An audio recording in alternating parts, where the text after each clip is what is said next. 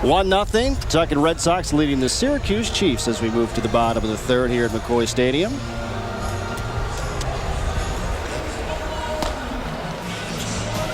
Get in the holiday spirit with the Paw Sox as we celebrate Christmas in July at McCoy Stadium this Thursday against Buffalo at 7 o'clock. Come meet Santa and Mrs. Claus.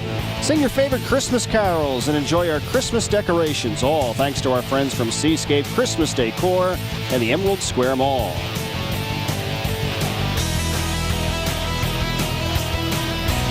Nate Spears will lead it off for the Paw Sox. He'll be working against Unieski Maya.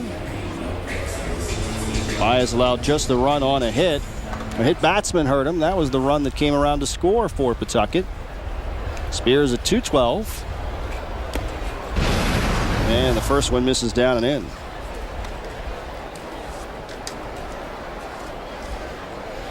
Spears is 26 from Fort Myers, Florida. Now lives in Indiana.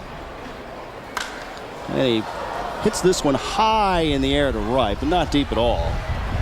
Valdez is in, he calls and makes the catch for out number one. Been in the Red Sox organization, perhaps Spears should rethink that going back to Fort Myers. Be a plus for him. That's right. He went to Charlotte High School in Florida, which is not very far from Fort Myers either. So spring training is probably a little more fun for Spears than most. Jacoby Ellsbury stepping in. He lined to left in his first plate appearance. Now 0 for 5 since coming to the Paw Sox as his rehab continues. And the pitch to Ellsbury is a fastball over the outside corner for a called strike.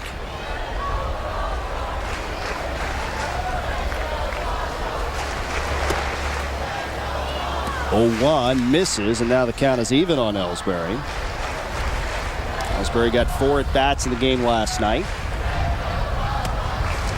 1-1 down and in for a ball. He did not get a hit.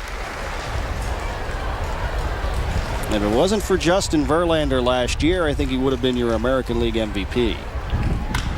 Hits this one on the line to center, and that'll drop. Base hit.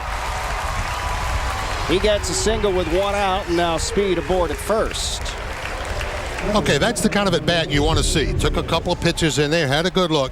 Now ahead in the count, ordinarily you might find him pulling that ball a little bit more. However, as we talk about him rebuilding that bat speed once again and getting a little confident, letting that thing really rip, that ball was hit nice and sharp on the line right up the middle. Good idea, good attack for him right now. Ellsbury on for Iglesias, who swings at the first one and fouls it off to the right. Ellsbury with 39 stolen bases a season ago. And 3,000 and something the year before that. Feels like he could steal at will. Oh, and he could. And he did. Bluffs does not go. Iglesias takes inside for a ball. Now Clay Buchholz started this one. He ends up going 2 1/3. A little difficulty with his control off the top, but settled in very nicely. We'll hear from Clay in just a short bit. Ellsbury back standing. Well, what a hole. What a hole Iglesias has to use on that right side if he's so, the second baseman. Ellsbury goes. He hits it right into that hole. Ellsbury skips over the ball. It's into right center field for a base hit. Ellsbury is at third. A little bobble out there in right, and that will allow Iglesias to make second. Well, Valdez looked like he just didn't pick up the ball cleanly. It should be a single with an error. I don't know if it's a run and hit or hit and run. My guess is here it's a run and hit because Ellsbury, I'm going to check to see whether he looks back or not at the pitch. Nope, he didn't. So it's a run and hit. Iglesias takes a chance, or not chance, takes the opportunity to get that ball to the right side. It's going to be a hit with Ellsbury going to third, and I'm sure the error allowing Iglesias to go to second on the bobble in the outfield. Yeah, it was the center fielder, Brown, who bobbled that ball. He looked like it might have kicked right off the heel of his glove. So single and an error, and now the Pawtucket Red Sox have runners at second and third.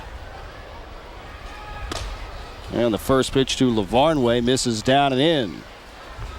Don't know if the outfielder took his eye off the ball. It probably could have caused it. It wasn't a difficult hop or anything. But it's also one of those things that speed will cause. It will indeed.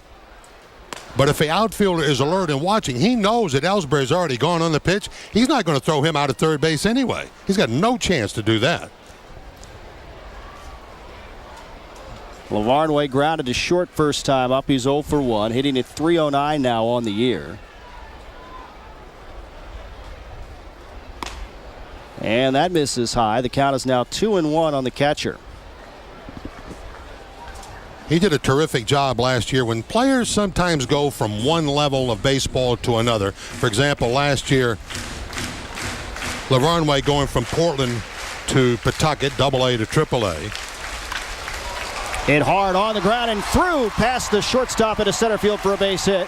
Ellsbury scores. Iglesias has held at third. The throw comes all the way through. And on at first with an RBI single is Ryan Lavarnway. And the Pawtucket Red Sox take a 2-0 lead. He's driven in 37 teammates now with this base hit up the middle into center field. Sharply hit ground ball. Runners at second and third, and here they go. Iglesias had to hold for just a second to make sure that ball did not hit him. So they'll hold him at third with a run in, and Lavarnway with his first hit of the afternoon. That is 4 hits now for the Paw Sox. They're out hitting the Chiefs 4-3, and they lead 2-0.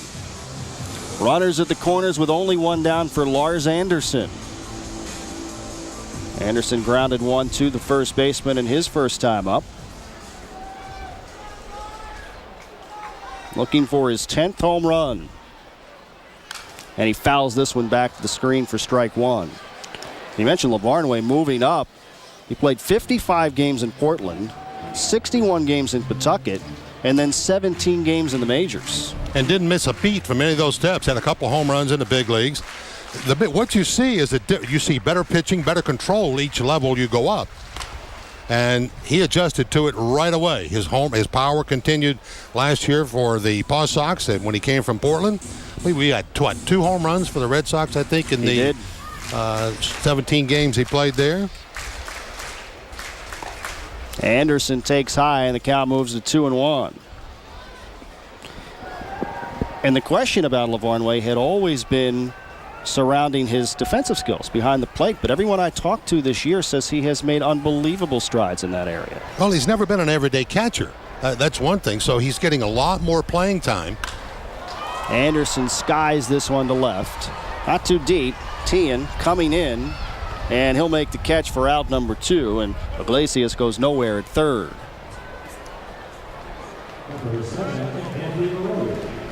Lavarnway remains at first. Still runners at the corners for Andy LaRoche.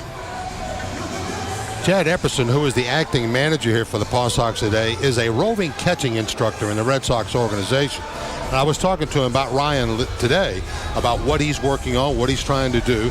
Obviously, they're not worried about his offense. So they're not worried about it. They're just working on him getting better defensively. And one of the things he said to me, this is the first time he's really had a chance to do a lot of catching.